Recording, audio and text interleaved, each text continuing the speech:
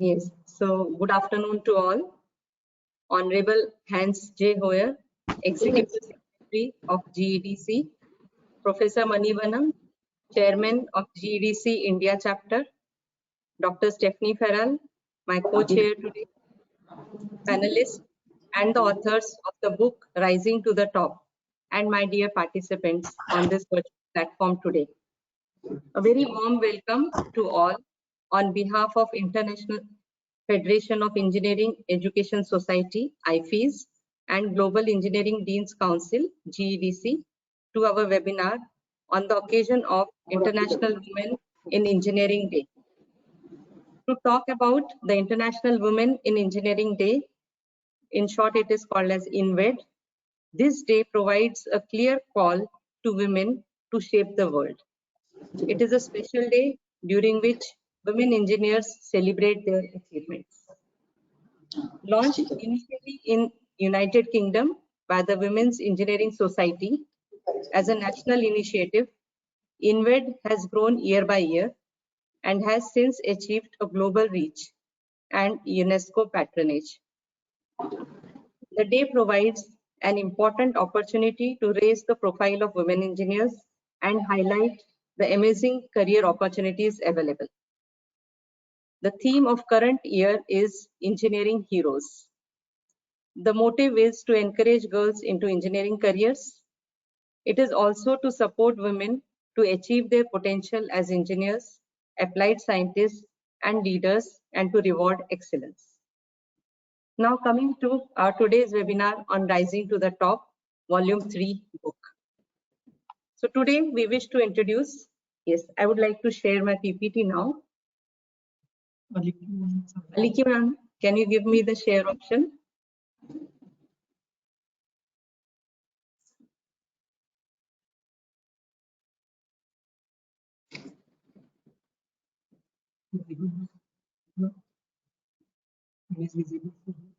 Is the screen visible? Aliki? Yes, ma'am, we see your desktop.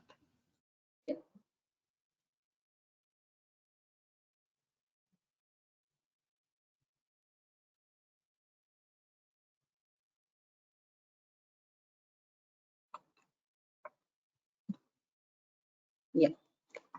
So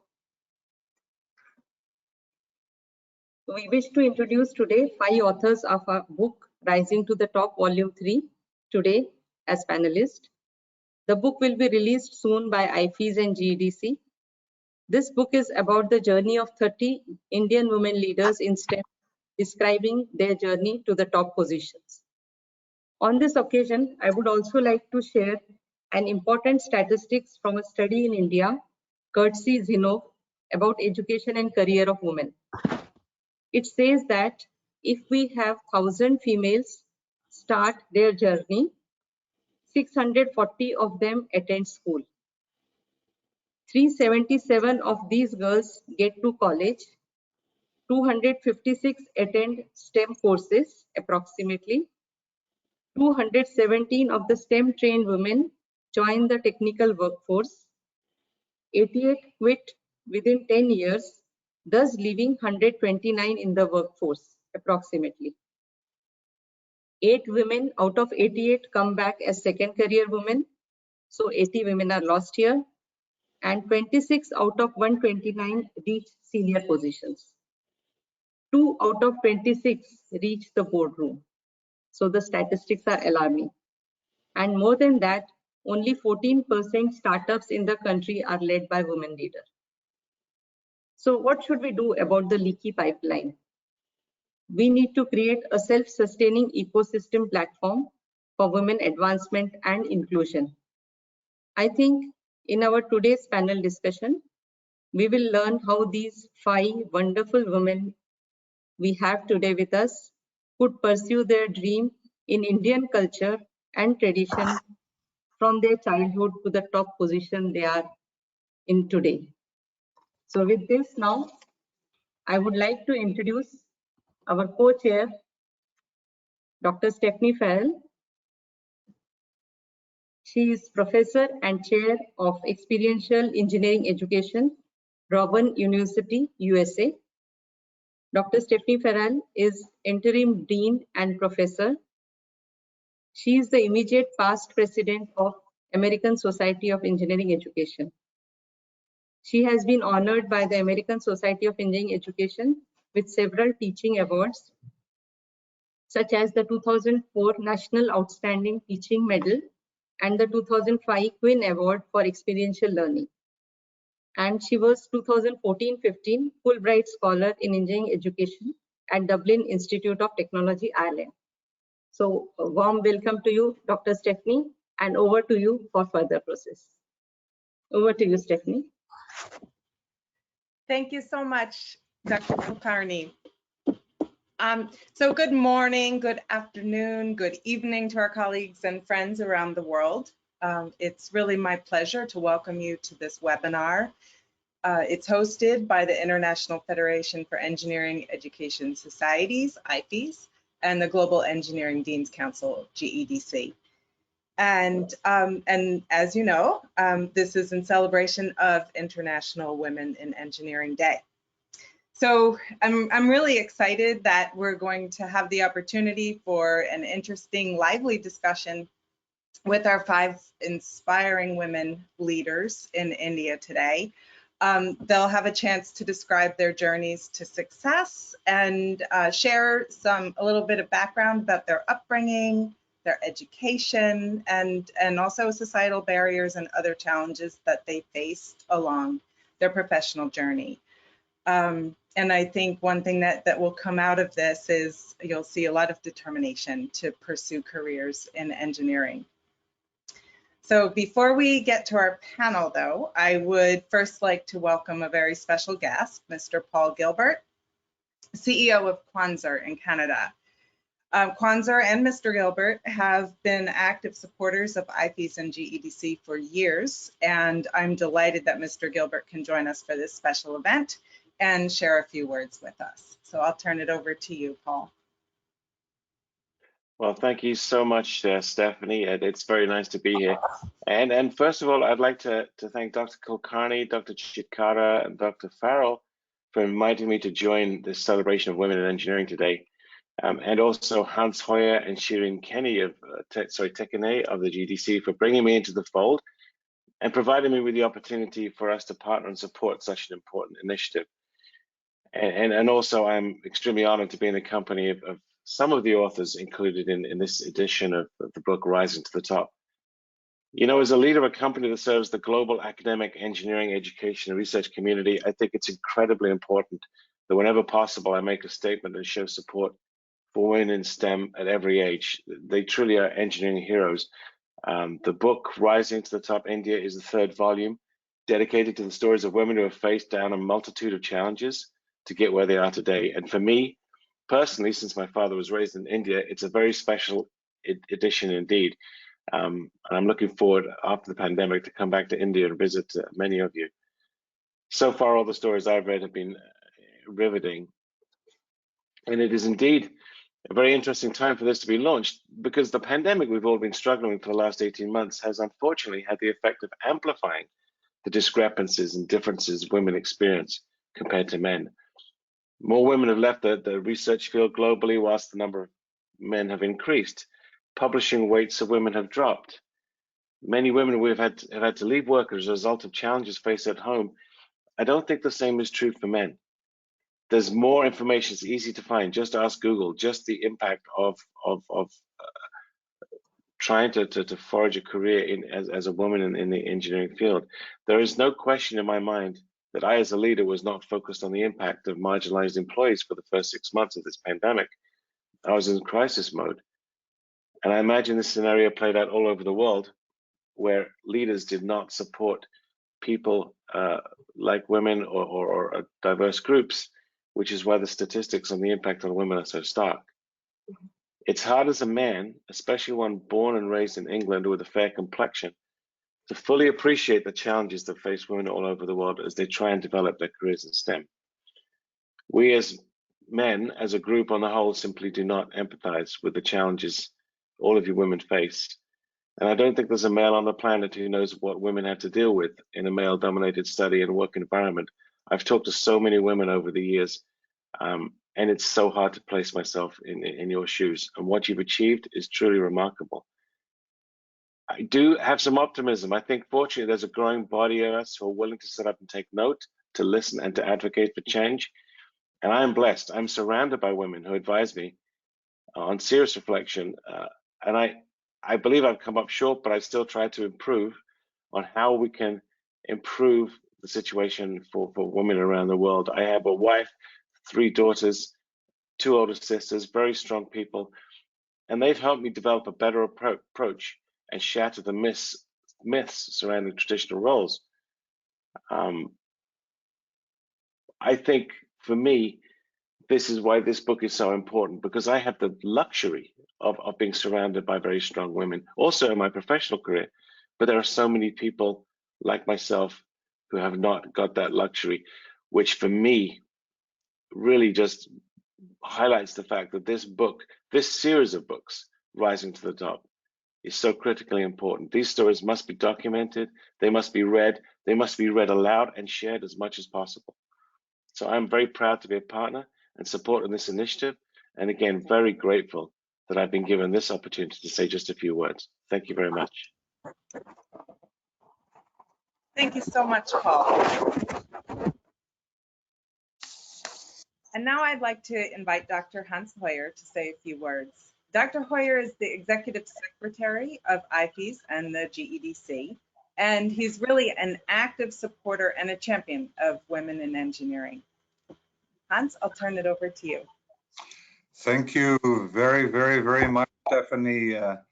My dear friends and colleagues, sisters and brothers throughout the world, in whatever part of the world you're residing, I'm grateful, we are grateful that you're joining us for this important moment here to celebrate this very, very important day of the International Women's Engineering Day. And I'm pleased to express my deep gratitude and appreciation to Professor Sushma Kulkarni and her team for providing the creative and encouraging leadership and inspiration to many women engineering leaders in India who contributed as co-authors to our 3rd volume of Rising to the Top.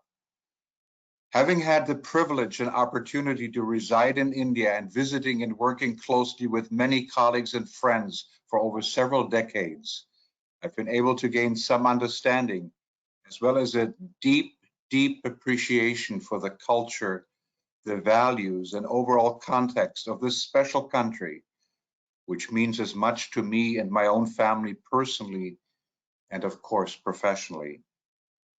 Professor Kulkarni's effective, highly respected leadership in identifying such a diversity of impressive, creative female engineering leaders in this complex, multicultural reality is clearly articulated through the meaningful reflection of all of our co-authors, who not only represent multiple regions and cultures in India, but also a diversity of professions and contributions at both personal and professional levels. Their reflections will inspire the young generation of women leaders, not only in India, but globally, and hopefully also open meaningful dialogues, increased mutual understanding with men. And I deeply appreciate the comments that my brother, my friend, my colleague Paul, in this particular, that he expressed that I deeply value, and he expressed that beautifully. I'm deeply aware that during the time of publishing this book now in 2021, India has been devastatingly affected by the ongoing COVID-19 crisis. I cannot adequately express my respect, my admiration, and determination of the Indian society as a whole to confront and cope with the current crisis. The fact that so many women leaders have committed their time and energy during this difficult period to contribute to our volume is simply amazing and merits our deep respect. I just wanted to also comment a deep appreciation, for example, to various of our global corporate colleagues of Arçelik and Quanser, with Paul being with us, Dassault Systems, our friend brother Krishna Vedula in India, ABED, Huawei, that have deeply and contributed in supporting this book. Working mostly, obviously, with my very respected and dear colleague, a member of our team, Aliki, and also our current chair of the Global Engineering Deans Council, Shireen Tekinai, who's been very much engaged in this. It's been very much important. We will, within 3 months, I just want to let you know, also we're working very diligently with some outstanding women leaders in Africa, publish our 4th edition in 2 or 3 months. And I have a vision also for some other editions next year. It is my hope and expectation that there will indeed be more opportunities for all of our colleagues, women and men, to talk openly and frankly about their own journeys, despite having very, very different backgrounds. After all, the many commonalities shared by deeply committed leaders are a powerful way to make a real difference in this complex, changing global environment. I feel honored and fortunate to be able to accompany, support, and learn from so many colleagues and friends on this important journey. We hope that you will enjoy reading these stories of women leaders and that they will inspire your own journeys. Peace be with all of you. Thank you very, very much.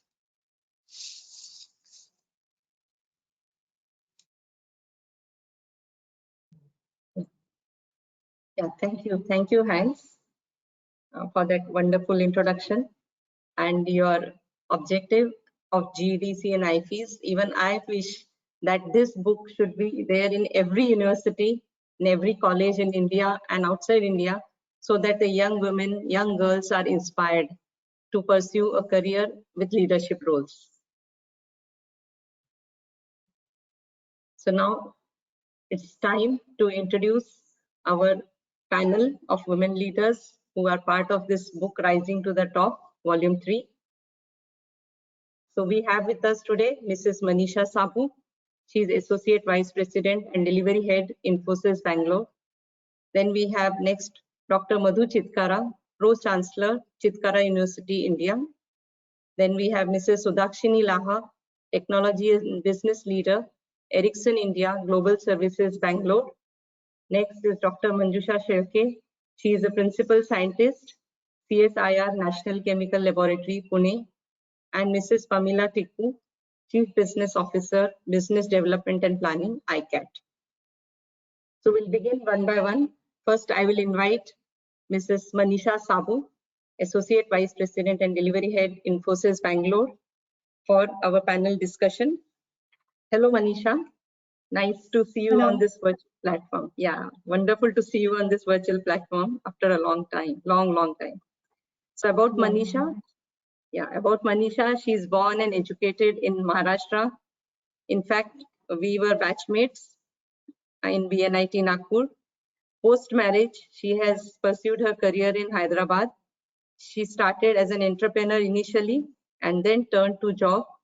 She is an electrical engineer with an MBA degree. So first question to you, Manisha. As I read your story in the book, I saw that there was quite a few ups and downs in your story, but you never gave up. Instead, emerged stronger every time. So can you tell us in short about the different phases of your life? Over to you, Manisha. I think that is a very typical life which I had, where 30 years back when I got or rather I completed my MBA. After that, parents said that it's important that you get married. That is your topmost agenda now that you have completed your education. And for that, I actually had to keep my career on back burner. And I just continued to do anything, whatever small things that I could do for almost 13 years. And after 13 years, when I got a chance to start my IT career in the corporate world in Hyderabad, that is when I started working in IT proper corporate world. And after that, of course, the companies which I joined closed down and I lost job, hunted for job, got a job. So all of this ups and downs were very, very difficult. But I'm glad that I persisted because it made me stronger. In some ways, whatever difficulties I had gave me more conviction and more strength, and I think broadened my personality. Yeah, yeah. So, you broadened your personality, but can you just highlight the guiding values and principles which has helped you to reach the top? Because see, taking up a job is a first step, but pursuing it with passion and reaching the top, that's important. So can you highlight that part? I think one part which is central to everything is dreaming big, that have huge dreams which scare you and which may not sound practical, but have the dreams and go for those, and really work towards your dream. That is the first and the most important thing. And of course, the second part which I would say is that go beyond assigned work. Especially in corporate world, there is a specific assignment given to you, a specific role or work assigned to you. So you complete that extremely well, but go beyond that, because that is what will give you opportunities to grow and take you beyond the routine work. So hard work and working beyond the assigned work is what I felt is the central theme um, for my work career as such. Yeah. Correct. Manisha, I know you have been very hardworking girl, when we were in hostel, the way we used to enjoy together, but the dedication was there with you. Now, coming to a little bit of a different type of question, looking at the traditional family background you have, and did you face any challenge when you had to travel alone outside the country for official work? Did you have to, tell your family members, convince them a lot, or was it easy for you, easily accepted? Of course not. Actually, first time when I went abroad all by myself, I had to go to Singapore, and I didn't have courage to tell my mother that I'm traveling all alone for business. And yes, it was a small step at a time. Small kids staying back at home, I think, was the biggest challenge, because if I would go to US even on a business visa for about 3 to 4 months at a time, my small kids who were 4 and 6 year old at that point of time, they would have tough time. And but the great thing about um, my life is that I stay in huge joint family. It's almost like what you see in the Ekta Kapoor serials. It's a big joint family, and what happens is that provides me very good support system. So there are grandparents and grandparents with whom the children are growing up. Even if you have servants, I don't need to worry about will the kids be taken care of, will they get the food, or will they manage the homework. So I think having a strong support system and building it, investing in it, has helped in a big way to tide away the problems. Yeah. So I think the joint family system has its advantages and disadvantages. But then if a woman wants to pursue a career, I think joint family system really helps. I think that was my experience also. I could also do all this, because I was part of joint family. Okay. Coming to next question, Manisha, what would you like to tell today's women, especially the younger generation, the girls who we know huge number of girls are becoming engineers today, but then we don't see them at the top. Again, as I had shared the statistics, at the top there is still room for women. So what is your advice? What would you like to tell them? First is have gigantic dreams, and don't give up on your job, and don't consider it as a job, just as another job. It is a career, and you build it over a period of time. There is a possibility, or many times actually I see in the environment around me, many women tend to give up on career very quickly whenever they face challenges like maybe marriage or relocation or childbirth or somebody in family is not well.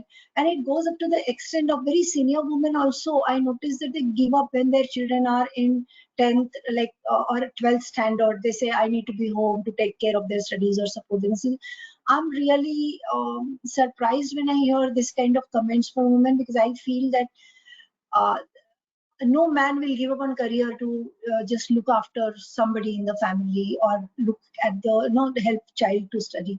Why is it that the only woman thinks that she can give up on career so easily? I guess everybody has different context, and I should not underestimate the challenges that they face. But at the same time, I would request them to take life one day at a time during difficult times and persist, because the problems will go away, and you will be able to utilize your education better. Yeah. Thank you, Manisha. Thank you so much. So now I'll move on to the next panelist on our. So I would like to introduce Dr. Madhu Chitkara. She is Pro Vice Chancellor, Chitkara University, India. She is born and brought up in Delhi. A mathematician, very rare for a girl in those times. So a mathematician and very fond of mathematics, turned into an entrepreneur. She has established Chitkara University. Her story is very interesting. And welcome, Chitkara Madam. And it's so wonderful to be with you for this discussion today. Can I ask you questions, Madam, now? Hello, Madhu Madam. Can you hear me? Hello. Madhu Madam, can you hear me? I can hear you, but can you hear me? Yeah, now I can hear you. Yeah, so warm welcome. So my first question to you is, how difficult was it as a woman to achieve what you have achieved today? I mean, there are a few mentions of it in your story, which was amazing to read.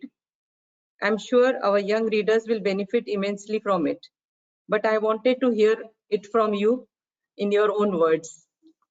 Please, Madam.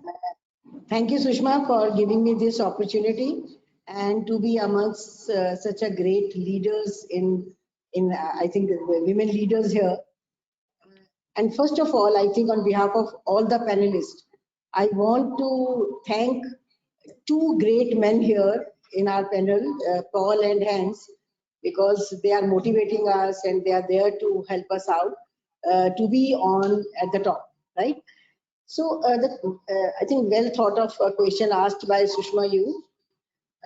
Normally, women make amazing leaders because they have an innate ability to dream big, challenge assumptions, and they inspire the teams, and they know how to translate big ideas into the concrete actions and results. Well said by Manisha that at home also we have seen our parents, seen our grandparents, especially our dadis and nanis, how they were managing in spite of that they were illiterate, and then also they were doing it. So I had a very strong desire because I was from my background is in Delhi, and my parents were in a very you can say simplest of the jobs, and they were at a clerk post. So I had a very strong desire to do something very noticeable in the formal segment of higher education. And if everybody knows about it, Sushma, you know better that Indian laws require that only a registered trust or a society can establish a formal education institutions. But since I was working as a teacher, as a professor in a college, so I was not knowing anything about it. So in 1998, when this idea came to our mind, me and my husband, Dr. Chitkara, and we both are from mathematics side, so we co-founded a trust because it was a requirement of a regulatory body to go for a trust. So we opened up our own family trust. It was Chitkara Educational Trust. So at that time, India was still at a, if you see 1998, and especially in the region of Punjab, it was not very much open for the private organizations to come, and society was not very open about it, that the women entrepreneurs are there and they have to make a mark in the market. So for that I had to struggle to prove my credentials and to convince especially the bureaucracy and the financial institutions. If you see the banks, so when I was going alone to the banks that this is my requirement, or going to the bureaucrat to ask that this requirement is to be asked from you, so they were not taking me very, very seriously. So because my whole life was, I was a great good teacher, and I was very young when I got a best teacher award. I was all concentration was on teaching alone. I had no knowledge that how this complex web of rules, regulations, educational, if you see regulatory agencies, central level, state level, AICT, UGC. So I think there was a lots of fellow departments, and more than that, there was land revenue departments, building bylaws, environment, pollution control. So you name, so number of bodies were there, and those who are into education field, they know that that was so much uphill task to achieve the targets. So we took 2002, we took a very calculating risk. Me, my husband both resigned from the government job. I was working in an affiliated college, he was working in Punjab University. So we resigned. It was a very conscious effort that we have to do something in this education field. So we started our own college for engineering, and now rest is a history.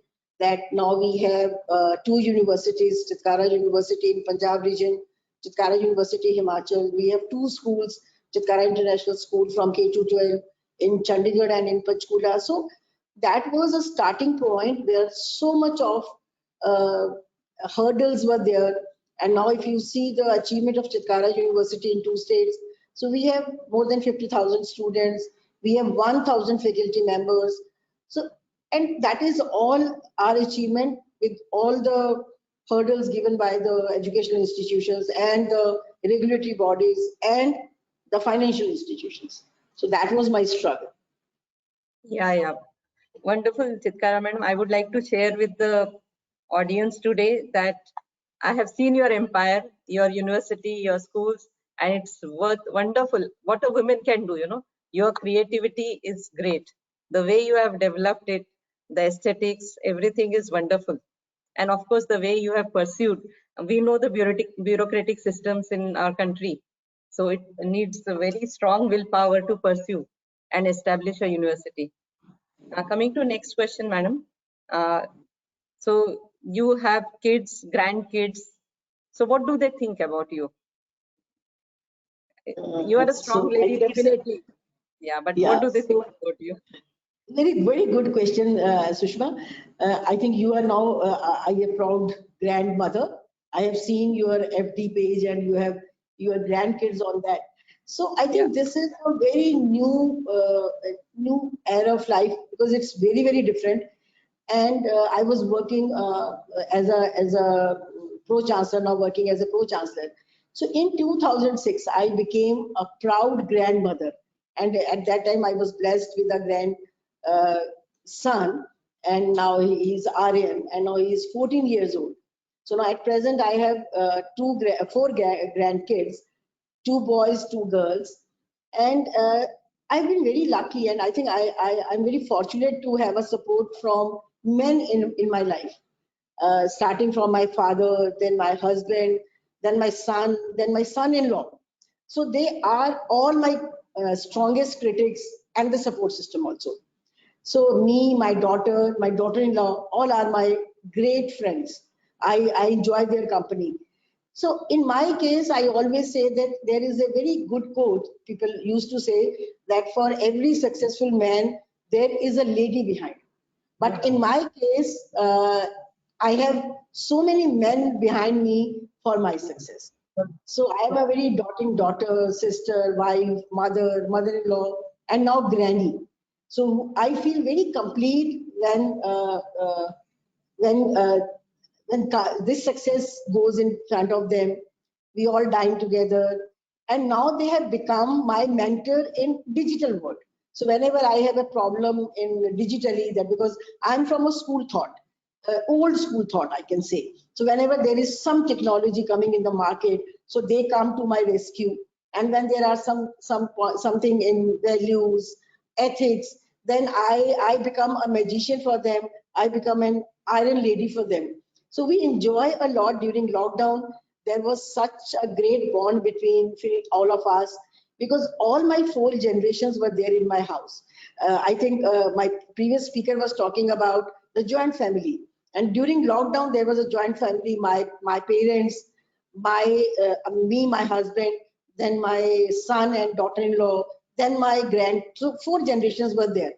And there we have learned. So there was so much to learn from everybody. So I am learning, I'm enjoying my kids and my grandkids. So, and they think me as an iron lady. They write so many poems on me, especially my granddaughter. She is so fond of me. So whenever she has a problem, she will come to me. So that is my new phase of life and I'm enjoying, Sushma. Yeah, Madhu madam, you're so lucky. So lucky Yeah. to be amongst your own people and who guide you, admire you, and motivate you every day. And so I'm really jealous listening to all this. Really, really good. And Last one thing question. more is, Sushma, one thing more that you have seen my campus. So my campus has also become my family. This is an extended family. So we are not working as a promoters or as a workers, but we are working as a family. So we are very excited whenever there is something to achieve. So I think that is also one of the reason of me always thinking very young, taking new ideas for the campus. I think that is again my extended family. Yes, yes, ma'am. The way you maintain relationships, it's really great. And I think you are gifted with it. It comes to you naturally. Thank you. Yeah. You know My my last name is Madhu. You know my name is Madhu. Madhu is Yeah. Shahad. So But you are in and out, Madhu. People are generally externally Madhu, but you are in and out, Madhu. thank My you. last question to you is, how do you remain fit to face the challenges to stay at the top? I've seen you in 2000 and in Yeah. 2001 you are the same, no change at all. So how do you remain fit and mentally so alert? So I think it is my advice to all the young ladies, to would-be young ladies, those who are 60 plus. Now I am 65 plus, but since my profession is education and I'm always with the kids, so I am becoming always young day by day. Reason being that we have to listen to them. So the first thing in women is to listen to others. When you are not listening to others, then you are not gaining anything in life and your ideas are stagnated. So I think in my case, why I am always young or why my ideas are young, that first you must appreciate your achievements. We are not pampering ourselves. I always tell to every lady or every women employee of Chitkara that try to pamper yourself, try to say that I have to pat myself that I am doing great. So if you are not confident about your achievements and if you are not appreciating yourself, the others will also not appreciate yourself. So I think I always give one example to everybody. So when you are flying and you are on board, so air hostess come and always say that if there is a problem or there is an emergency, use oxygen first yourself and then help others, whether they are your kids. So first, this is also an oxygen for you, that if you are not confident about yourself, you can't give confidence to others. If you are not ethical enough. Now I will give you one example that when 2002 we started with our campus, the first thing I declared in the market was that there will not be any management quota in Chitkara. And till today, I think now it is 19 years old organization, we never have any management quota, no underhand money is transferred. So I think that was an ethical thing which we started and which I gave to all the people working for Chitkara. So I can boast of this. I can take pledge on their part that they are doing it. So if you are doing something very good and morning you are coming to the campus, you are coming to any of the organization for work, first try to see, first thing which I see in life is in front of a mirror you see yourself. So if you are not confident about yourself, you can't make others confident. So I think this is my, you can say, my vision about living. And that is why I'm always very, very happy. I try to learn from others. Now, during lockdown, we have learned so much from the webinars. I've learned so much from other speakers. So that should be your education for learning should be always be lifelong. So at the end also of when you are going to God, so then also you should learn something. You should not stop learning. So that is you can say my advice to the other women, not only for women, but the men also. So there should be this thing. Right. Thank you. Thank you, Madhu madam. Thank you. And very inspiring. I'm sure all the audiences are going to take a lot of things from your life story. Thank you, madam. Thank you. Yeah, moving next to Mrs. Sudakshini Laha. Welcome, Sudakshini Laha. She is Technology and Business Leader, Ericsson India Global Services, Bangalore. She is from Raniganj, West Bengal, an electronics engineer and masters from IIT Delhi. Sudakshini, welcome again. And it was so wonderful to get connected to you through LinkedIn. I think media and technology is really helping people to get connected. So can I ask you questions now, madam? Yes, sure. Thank you, Dr. Sushma, and thanks for giving me this opportunity to be here. Thank you so much. Yeah. So the question I would like to ask you is that your job required you to stay outdoors for a long duration. I've gone through your story. So I saw you needed to stay outdoor and you have family, kids, etc. to tend to. So what must change indoor to facilitate for you, or rather for any working woman? What should change indoors? And So, connected to that, connected to that, my next question is, what difficulties you faced when you rejoined your job after delivery of your kids? Was there a family pressure, societal pressure, or your own mental blocks? I would like you to highlight on this issue. Maybe a little bit personal, but I want you to highlight. sure. So, so first of all, I must say that personally, I have been very lucky to always have been getting a lot of support from the family. And to be honest, I never thought that to be a support. I thought that is something how it should be. And now that we talk about it, we really see, we talk about gender diversity, we talk about equality, we talk about inclusion, we talk about what should be facilitated, then we realize maybe there are many compartments in the society where maybe everybody is not lucky enough to have been getting that support and equal environment. So I mean, I have seen my parents who have always been taking responsibility equally, be it at home or be it outside. My husband, who also is from the same industry where I have been, he also has always been a pillar of strength and support for me, and everything we have sort of done together, be it taking care of the kids, everything we have been hands-on, and or be it taking care of the external world. So what I feel that what should change, coming back to your question, is not to have that inequality. So kind of at home, and I think Dr. Madhu also mentioned this, that usually behind even every successful woman also there are a lot of men behind. And I really strongly believe that actually that if your spouse or anybody, even it could be your son or daughter even, they also look at everything as a responsibility of the family.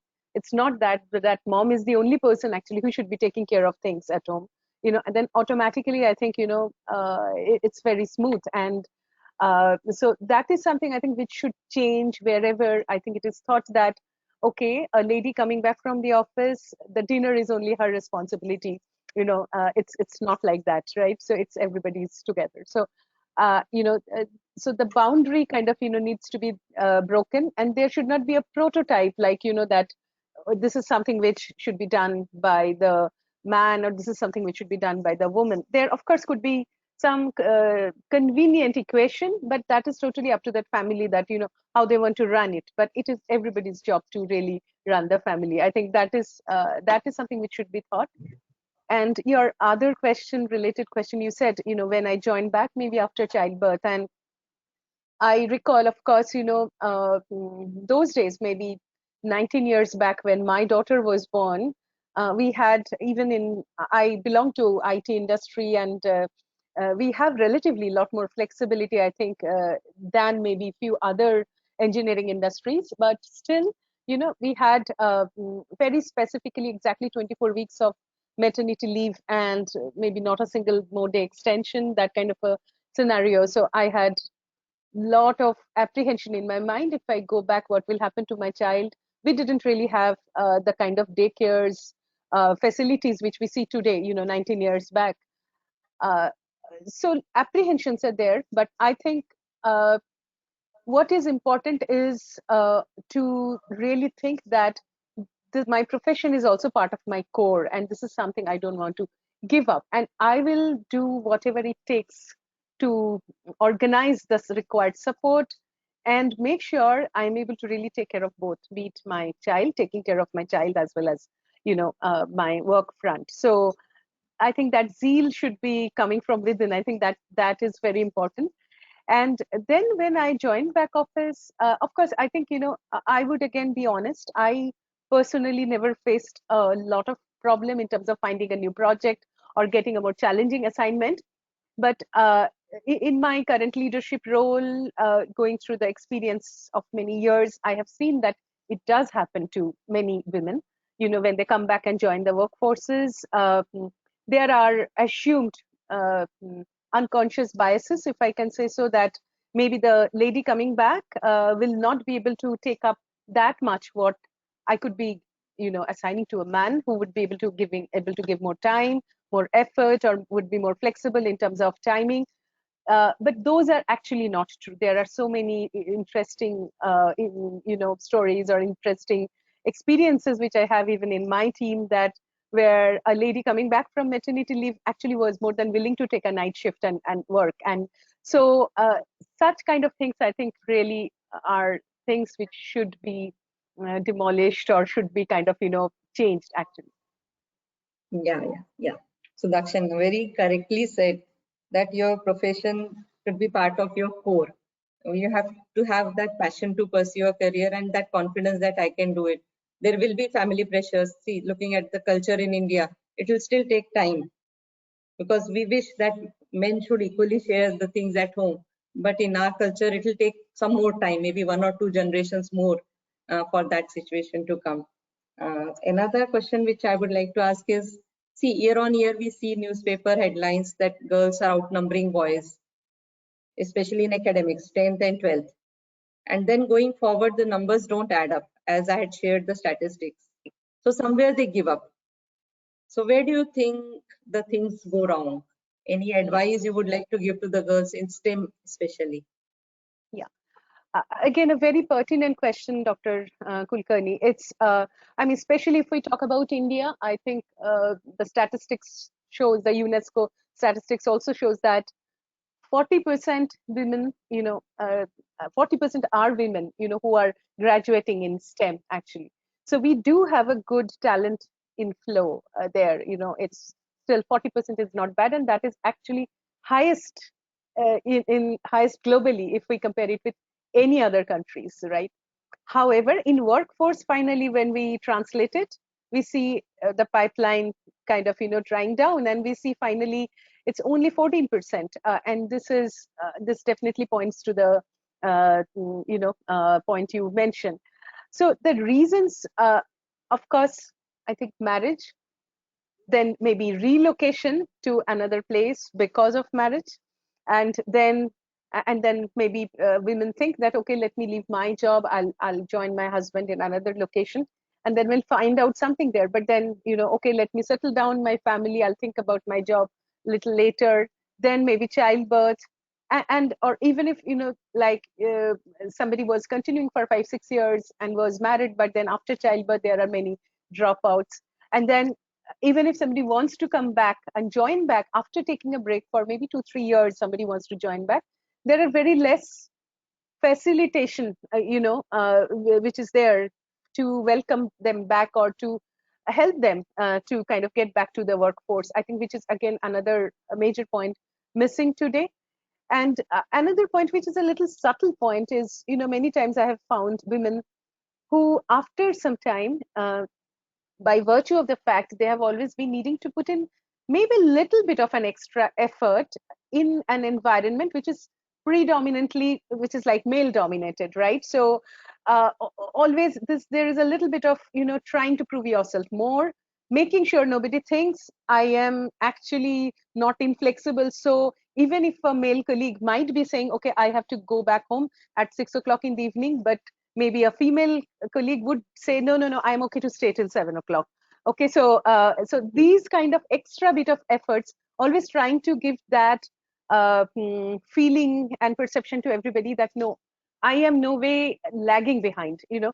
So that at times tires them down at times, you know, and you know, then they kind of drop out at times. So I think these are some of the things. And yes, I think this is where really, like I said, you know, one needs to keep it part of their core, never give up, and never think, you know, yourself as something unequal, you know, and there is no constraint.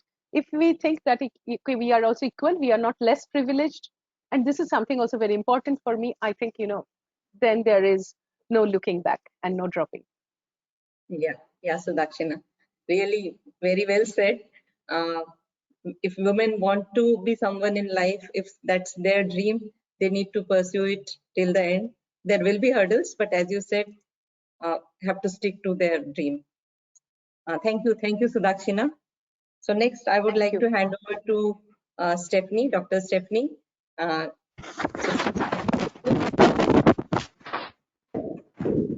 you please take over now? Yeah. Okay, yep, thank you. So it's my pleasure to introduce Dr. Manjusha Shalki. She has her doctorate in chemistry, and she comes from a small town of Nanded in Maharashtra, from the banks of Godavari and all the way to France. So her journey is really interesting, and I very much enjoyed reading about this diverse experience that she's had. She comes from a lower middle class family, so very humble background, but she describes parents who put a very high priority on education, and this was a big influence in her childhood. So she has risen to the top and is now a principal scientist at the National Chemical Laboratory in Pune. And so it's my pleasure to have you here. And if it's okay, I'll start with the first question now. So in your story, you describe coming from a simple family, but you said that your parents were very motivating. And I was wondering if you could comment on how this may have shaped you differently from other girls your age.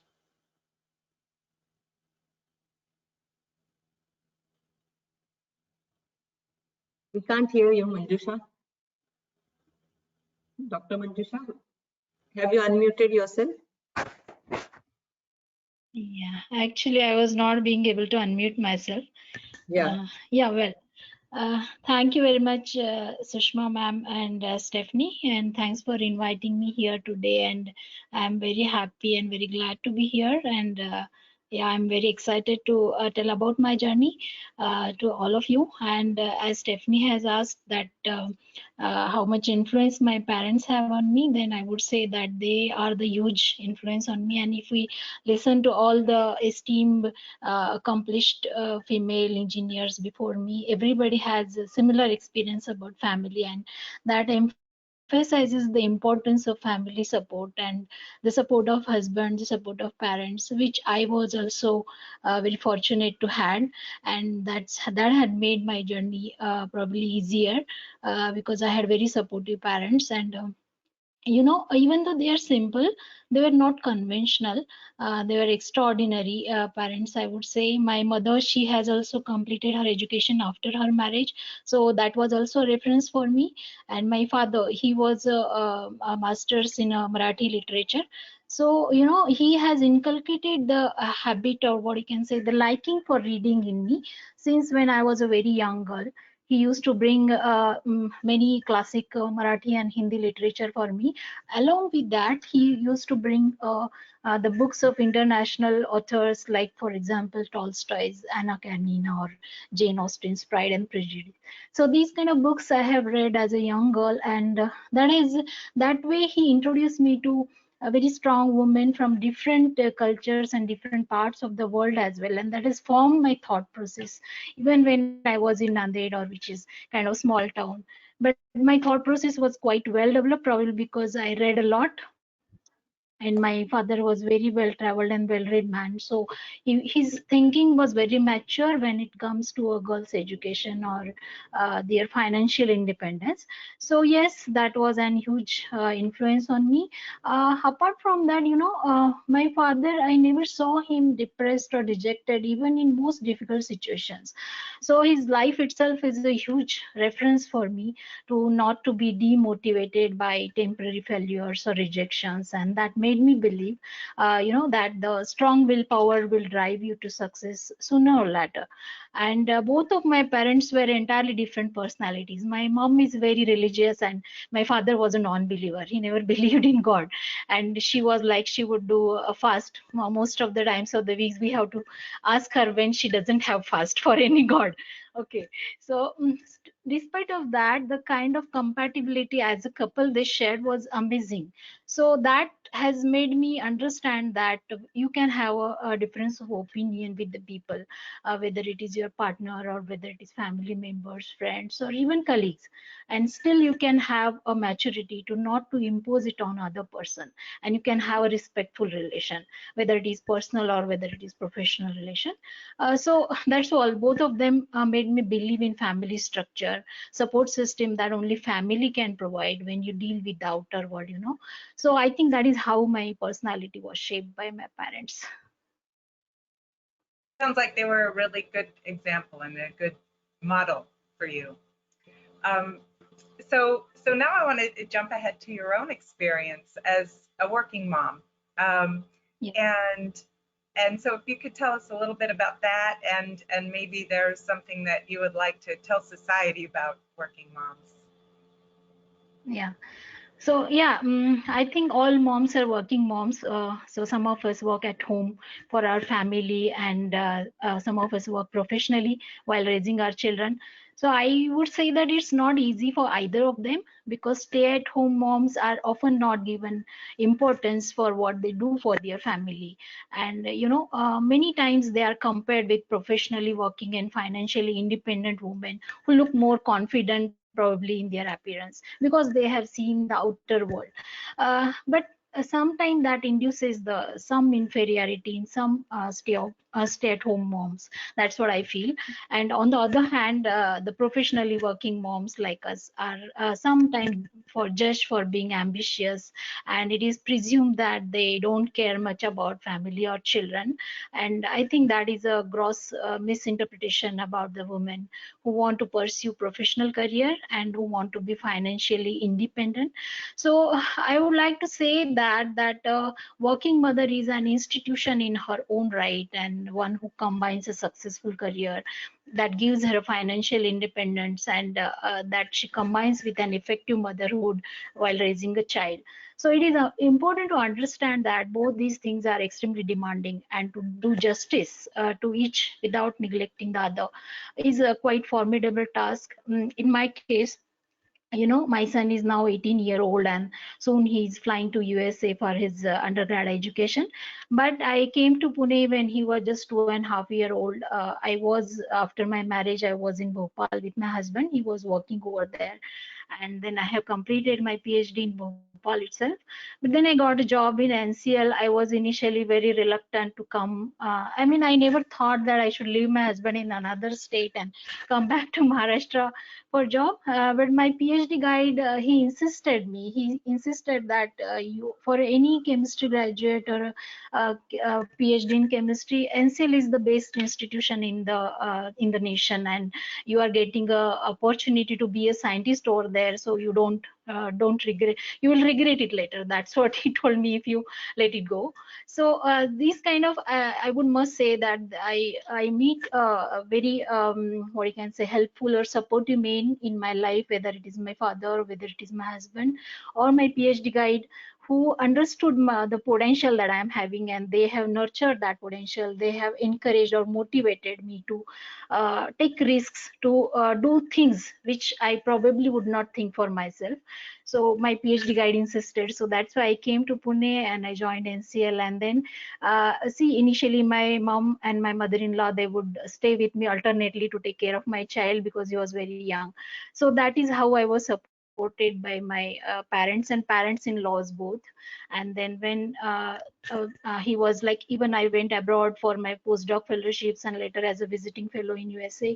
So they took care of my child. So that was very important, you know, because the most what you can say is the emotional turmoil comes when you become a mom, and most of the women or girl give up at that stage. Probably it was really what you can say emotionally taxing on me also to leave my child, even though he was with my mom or mother-in-law, and to go to office or to go to lab and work. So I think at that point everybody gives up. Even I also contemplated to give up because he used to cry when I was leaving. So I used to feel very bad. But that time my family told me that, see, once he grow up, probably he would not need your time as much as he needs now, and then you will regret that why I left it. So you have such a support system, so continue. And that's what I have done. I didn't give up, and then I continued. And that's what I would say to all the working women or who are having ambitions to have a career, that just don't give up. Thank you. So I really appreciate your perspective, and thank you for the acknowledgement of stay-at-home moms and the hard work that they do as well. You've had a really impressive international career, and you just described how important it was for your success to have the support of family and friends. And I was just wondering if along the way, have you experienced any gender bias that may have held you back, or if not, how did you overcome that? Okay, so well, I would not want to categorize it as a gender bias. Probably every working professional, whether it is a man or woman, they would face some kind of bias at some point in their career. So it is very easy for women to categorize it as a gender bias. We just, I think, comfort ourselves that we are being biased because we are women. I am saying that because I don't feel personally now. See, this is very complex, you know, complex, and there is no generalized or straightforward answer for this. There might be a societal conditions, or there might be incidences where women face such kind of gender biases. But I would say from my own experience in my professional context that because there were women in the past who fought with society to make a place for them in a professional space. So that has made easier for the women like me today. And women scientists are very welcoming, especially in research field. They are everywhere in all kind of scientific research areas, if you see. But that was not the case some time back. Even though women scientists are not really new for us, even in context of India, we know that since ancient time there were contributions from women scientists for our scientific discoveries, or for our to improve our understanding about the universe around us. And even in modern science or modern era also, we see a lot of women scientists in India. But you know, the first Indian woman scientist who earned PhD in science was in 1930, way back in 1930. Her name was Kamala Soni. I'm telling you about her because the woman like her has made it easier for the woman like me to have it more easier in scientific research. So she is the first Indian woman who has done PhD in science. So when she got a research fellowship in a very prestigious Indian Institute of Science in Bengaluru, you know, her application was rejected by the then director, and who was no other than our very own very respectful Nobel laureate Professor C.V. Raman. He rejected despite of she having qualifications and she being capable, only because he has presumed that probably women are not competent enough to do research. So what she has done, that she has done a satyagraha outside his office. She would not leave until, she told him that I would not leave your office until you give me admission, and if you are rejecting me just for being woman, then I'm not going to go anywhere from here. So then that compelled him to give her admission, but he laid down some conditions for her.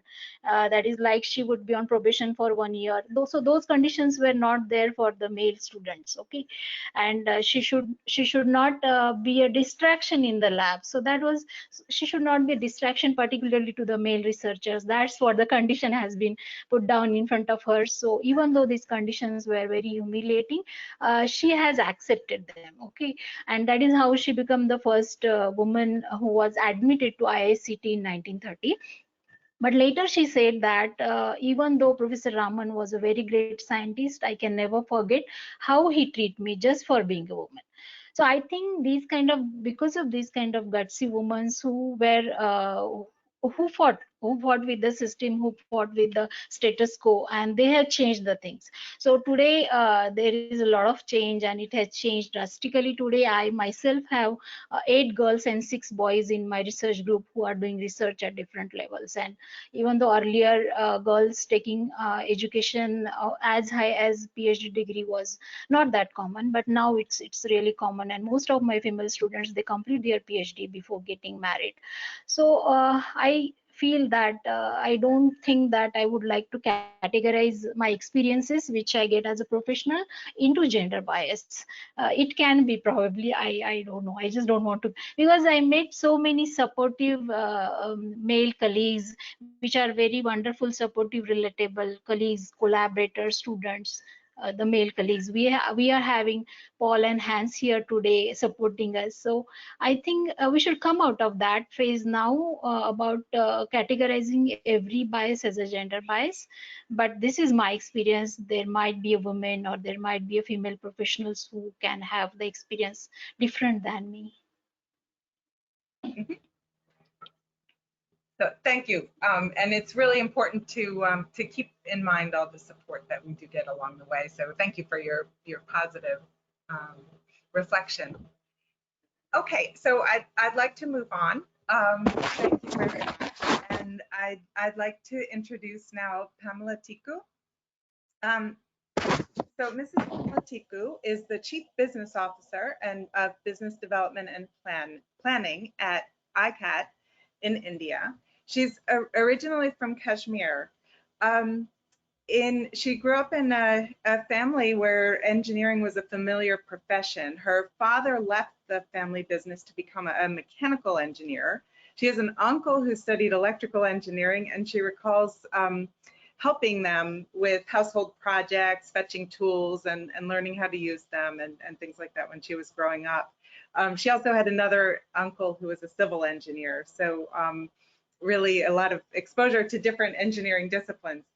And I really enjoyed reading about her professional journey. I'll start with the first question, and this was something that really struck me when I read your story. Your professional journey, when you were looking for jobs, it started with a series of rejections from big companies. And this was certainly not for lack of qualifications. And I was wondering if you could share with us the reason for these rejections and how you recovered and moved on from that.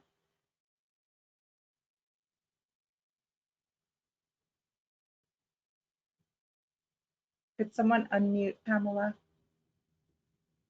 We can't hear you.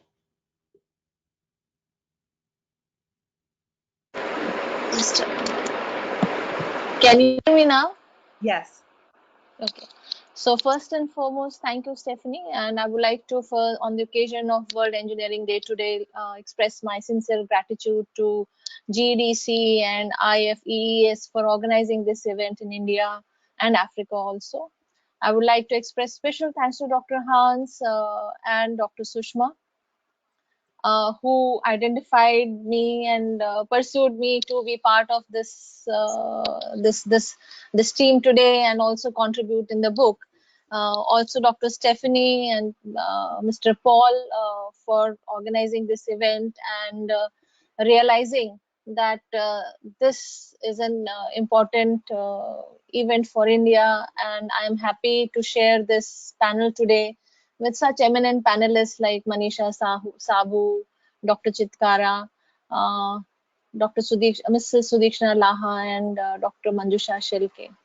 And I would also like to acknowledge that thanks to Aliki for organizing this event and putting all of us here today and organizing things very seamlessly. Coming to your question, Stephanie, is that I graduated way back in 1990 and I graduated as a mechanical engineer. That time there were not many women who used to go for mechanical engineering. You would find few female engineers in electrical engineering or civil engineering, but there you would not find women in mechanical engineering. Women in mechanical engineering was a rare commodity. I was one girl in a class of 80, as I told in my book. In my whole batch of 4 years, I was one girl in mechanical engineering. So that's how, and it was an institute. It was one of the premier institute. It was National Institute of Technology, which is currently known as, and Malviya Regional Engineering College, where it was known erstwhile. So we had a lot of campus interviews, recruitment. So there were very leading companies whom I would not like to name them at this moment, who came for recruitment and for campus selection. Because I participated and I have never felt shy of, working, whether it was a lab wherein I had to do a smithy job, or I had to work on a lathe, or I had to work in a carpentry shop. And I used to do all these jobs alone. I used to be one female and guys used to, group together and do their jobs in workshops together, and nobody used to help me. So even after all this, I appeared in all the campus interviews, but the applications were taken. But once the interviews were conducted, the only thing they used to say, we are not ready to have women engineers in our organization. We don't know how to handle women engineers. We don't have special provisions. We'll have to create special security system. We'll have to create special systems to accommodate you. So that's how my experience was in my college, when I could not get through a campus because of being a woman, and being a woman mechanical engineer, and who had done exceptionally well also in her academics. So Very interesting structural barrier to learn about the policies against hiring women. Yeah. Even after that, when then I completed my graduation, then after my marriage, my father said that I should find a job, as has been told that many women leave their job once they get married because they have to relocate. So my father at that point of time said, "Okay, let's get married, and then you can find job wherever your husband is." So I got married and I started looking for jobs. So I applied for all good companies, all good organizations, but everybody rejected, saying that we don't take women engineers. We take women in staff, which are secretarial staff. We are there as receptionists. You are there in finance department, but we do not hire women in engineering fields. It was a big disappointment. You feel very bad. I mean, what is it that I have done wrong? What is it that I'm not capable? Without testing my capability, you're rejecting it. It was tough. So there was one friend of my husband who through his contact got me a job wherein I had to prove that I can do job. I was given a job saying that we will see that if you are able to work in a factory in all shop floors, and if we see you are capable of doing it, then only we can take you on board. So it felt bad at that point of time, but that at every point of time I had to prove that I'm none less. That's how it started. I mean, that's how it was that point of time. It's not so difficult now. Things have changed quite a bit now. So I guess I answered your question of my initial hiccups in my getting a job. Yeah, absolutely. I thought that it was very illuminating. So how do you see the challenges of being a married working woman in comparison to those of being a married working man? My experience is no different than what my previous panel members have said. I have been working right from the time I got my first job. I did not leave my job in between.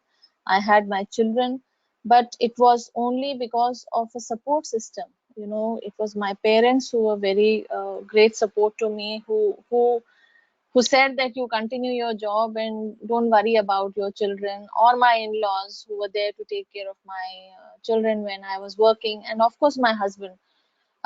He was also working, so we were working. His job also, you know, entailed a lot of travel. My job also entailed a lot of travel. So we used to schedule our travels in a way that at least one of us would be at home. So uh, it is possible for and that point of time we didn't had a good infrastructure in place wherein you could place your children in good creches. You know, there were no crèche systems available at that point of time. Now things have changed a lot.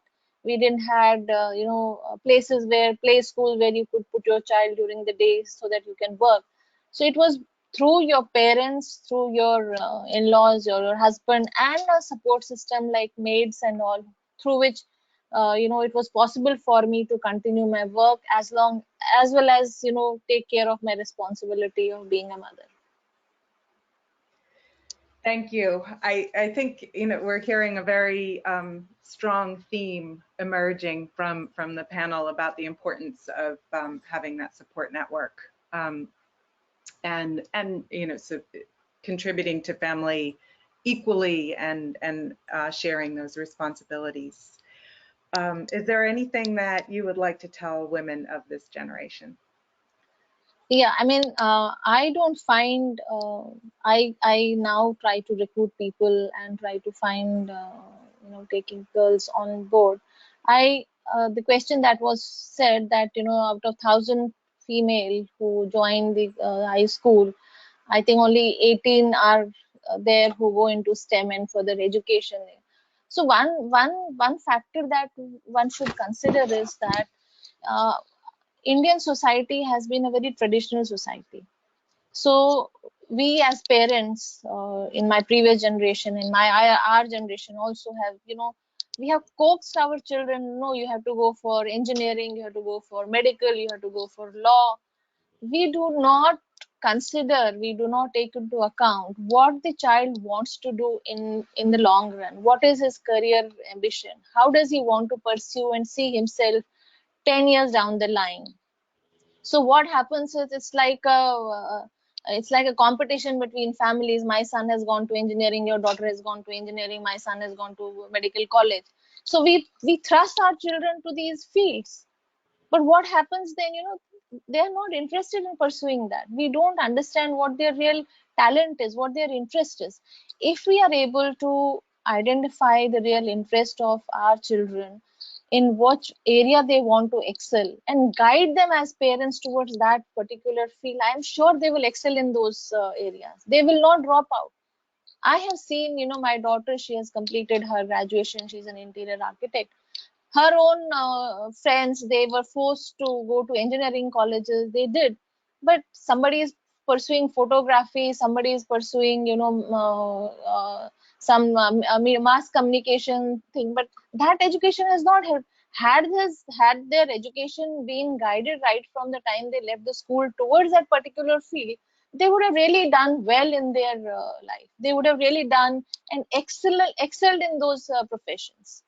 I mean, we should have a very structured career orientation and talent identification program prior to undergraduate courses, so that those children are guided and directed towards those fields of education, be it STEM, be it non-STEM, be it arts, be it whatever. I think that's a very important message and very uplifting if we think about the future generation. and the way they'll be able to pursue their dreams if we can support that. Thank you very much. So I think we should move on now.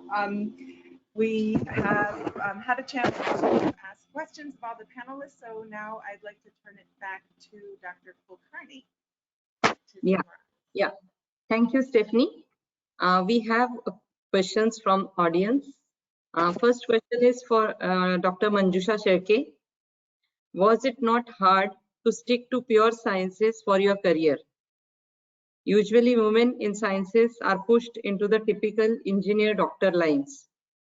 How did you deal with these pressures and decide to stick to your pure science subject? This is for you, Manjusha. Yeah, well, so that is really a good question, and mostly this is what happened, that most of my friends back in 1990s, they have gone for either engineering or medical, and it is a kind of prestige issue in our society that I don't know why parents feel that their daughter should be a doctor or engineer, or their son should be a doctor or engineer, and then only their life is what is so I think that this comes, and in Indian society a lot is being decided by parents for a long time. Even I guess even till we have our own children, we listen to our parents, we take advice from them. So it is very important for parents to understand what is liking of a child, and whether they really want to pursue engineering, whether they really want to pursue medicine. So in my case, I was very lucky that I was having parents who listened to me, whom I told. See, I had 93% marks in 12th, and I could have got an admission to medicine branch. I was getting admission for dentistry. I did not want to do that, so I wanted to. I will tell you really, I was not really knowing that there can be a profession called scientist. I used to think that people do research voluntarily, and I did not know that you are being paid for doing research also. Though I like science very much, so at that time when I was in 12th, I was selected for this science camp called Vigyan Manch, and I was really intrigued and very interested in doing experiments. So either that, or I was very interested in the administration also. I was also not really sure that I want to do research only, or I want to pursue science only. So I told my father I was very sure that I don't want to go for traditional ways like engineering or medicine. I probably would like to go for administration services. So I thought to take admission for graduation. But again, the college principal where I was sought to take admission for arts, he was reluctant. Again, this was a kind of, he was saying she is having so many marks, and why you are putting her in arts branch somehow, which is perceived as not so rewarding. So then he finally relented, saying that if she wants to pursue graduation, let her pursue it in science.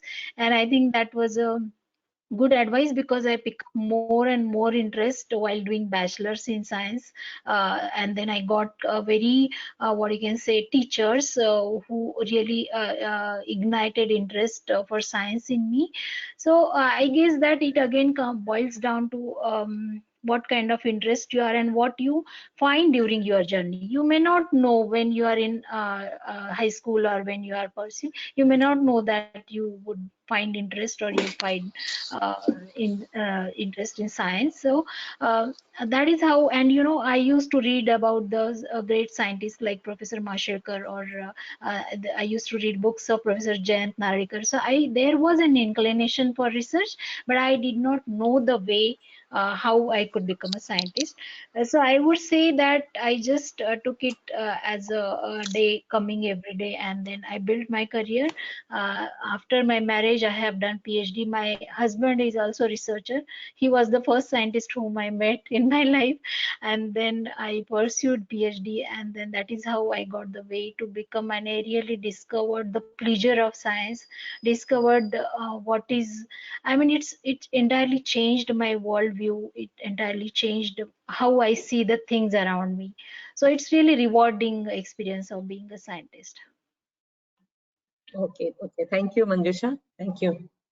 So now it's time for me to introduce the book Rising to the Top, Volume 3.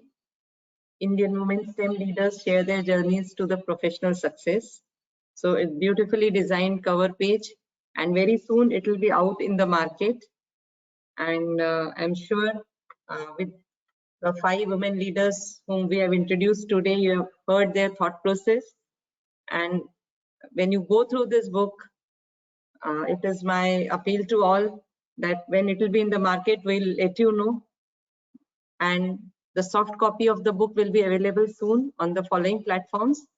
One, we are thinking of Amazon, Kindle and Kobo, and another is Flipkart.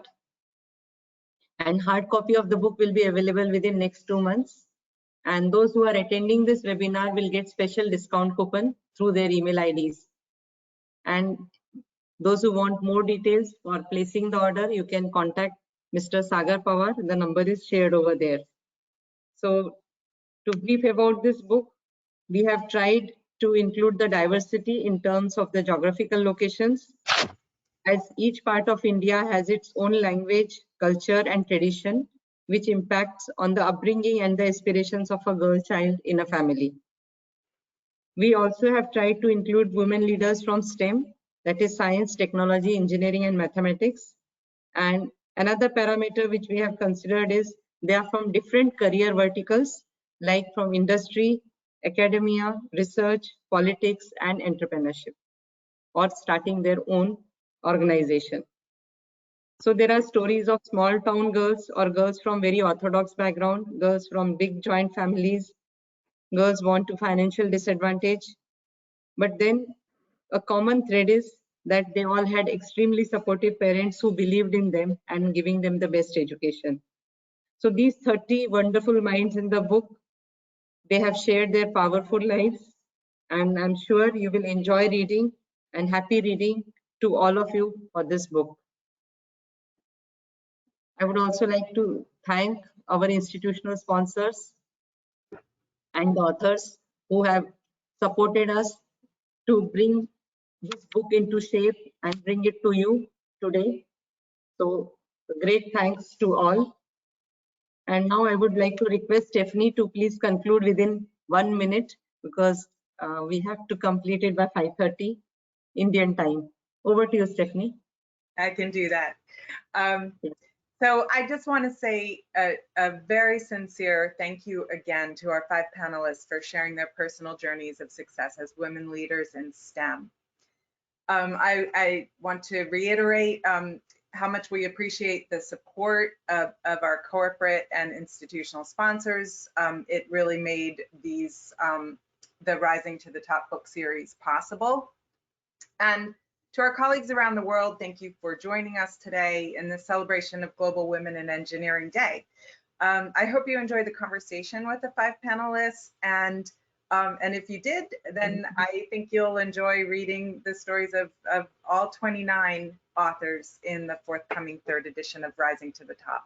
So thank you for joining us. Please consider, you probably received a link to the webinar for African women leaders, which is starting in August, so I hope to see you there. Yeah. And I will turn it over to Aliki to close it out. Yeah. Over to you, Aliki. Thank you all for joining. We are incredibly grateful for all the women authors, panelists. Thank you for the trailblazing efforts that you have made for everyone in the world, for men to better understand women, and for women to better understand that they can rise. We are incredibly grateful and appreciative for your time taken to write your chapters and your time committed to these webinars. We will have more sequence of webinars coming soon. Please join our mailing list on IFES GEDC's website, and go ahead and register for our session covering and focusing on women in Africa. The conversation will be equally as engaging, and we will show that as we cross these borders, women are resilient and women will constantly continue to rise to the top and lift as we rise. Thank you so much for your time today. Thank you to the panelists. I've been inspired. It's early in the morning where we are, and I feel like I'm ready for the day. Thank you so much. Yeah. So thank you everyone for your time. And it was wonderful listening to all of you. Thank you. Thank you. Bye. Thank you. Thank Thank you. you. This is wonderful. Thank you. Thank Bye-bye. you. Yeah. Peace be with you, all of you. Bye-bye. Bye, Bye. Dr. Han. Bye.